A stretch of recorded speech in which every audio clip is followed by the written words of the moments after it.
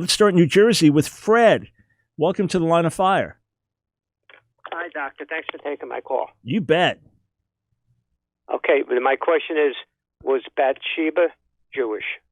Yeah, it was Israelite. Yeah, she was an Israelite. Uriah, her husband, was a Hittite. But according to everything, according to everything we know, because it doesn't say anything else about her, and you might possibly able to trace her lineage more clearly through her father. But Bathsheba is good Hebrew, and there's no indication that we have whatsoever that she was not an Israelite. Okay, but it definitely says she was a Hebrew? Well, it's understood and implied. And if you, again, there's a slight debate in terms of her genealogy. Is it mentioned? Are you able to trace it back to anyone? Just looking at one thing here. There is no indication whatsoever. Now, why do you ask, sir? Because you go by the father. According to the Tanakh, you go by the father. Now, today, they go by the mother.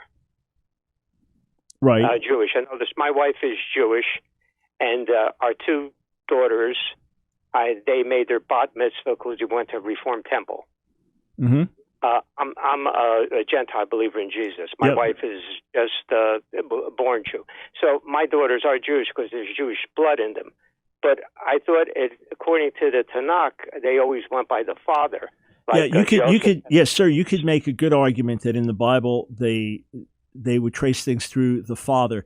The traditional Jewish argument, which was fairly clearly not something that was known in the days of like David or Solomon, like we're talking about here, was that if you look in Ezra and Nehemiah, when the children of Israel, the Jewish people, had intermarried and they were told to divorce, they divorced their foreign wives, right? So they married these foreign wives, they divorced them, and they sent away the wives and children.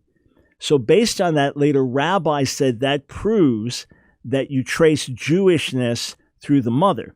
But the argument against that was, no, it's just natural that the mother is going to be the one that's able to care for the child in the ancient world. She's the one, so you sent off the mother with the child. But when it comes to Bathsheba, no, there's no evidence whatsoever. Every reference that I find to her does not give a further genealogy. But because it mentions Uriah the Hittite, so he's foreigner, David marrying her, David having Solomon through her, there's no evidence whatsoever that she was a Gentile, nor does Matthew hint at that. He does bring up some other interesting things in his genealogy. For example, Ruth, mentioning her by name, etc., and Rahab, but it does not give that feeling about Bathsheba.